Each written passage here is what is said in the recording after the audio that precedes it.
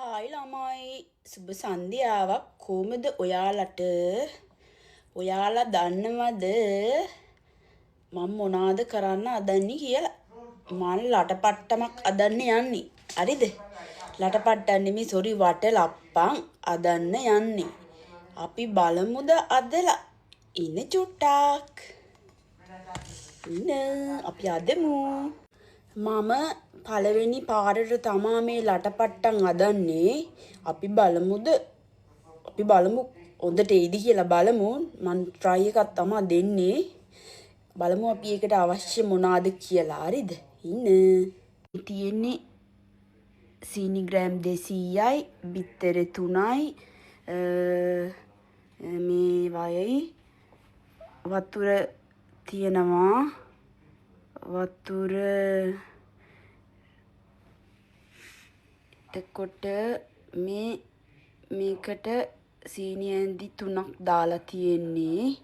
අපි අදලා බලමු. හරිද? තව දෙයක් තමයි ළමයි කුරුඳු කුඩු ඕනේ. මට ඒව නැහැ. මම මේ කුඩු කරා. මෙන්න ඕවා තමයි ඕන වෙන්නේ. අපි අදමු. සීනි එක මේ වගේ කැරමල් වෙන්න තියන්න. ඔන්න මෙන්න ළමයි මගේ ලටපට්ටම් එකේ තත්ත්වේ. හරිද? මේ තමයි ඒක අදන විදිය. මත් මේ YouTube එකෙන් බලාගෙන හදන්නේ උදේ. මම දන්නේ මගේ පළවෙනි වතාවට හදන්නේ. අපි බලමු. Try and full try. දැන් ළමයි මේ වගේ බිත්තර 3ත් මික්ස් කරගන්න. ඊට පස්සේ අර අදාගත්ත සීනි කැරමල් එක ඒ බිත්තර එකට දාලා කලවම් කරන්න. මෙන්න මේ වගේ. හරිද? ඒකක් දාලා කලවම් කරගන්න. ඔන්න ළමයි දැන් ඒකත් කලවම් කරගත්තා. දැන් ළමයි මේ වගේ වතුර එකක් මේ තියන්න. ඔක්කොම මේකට දාගත්තා. ඊට පස්සේ අපි ඒක ලිපේ තියාගමු. මෙන්න ළමයි දැන් මේක විනාඩි 35ක් තියන්න.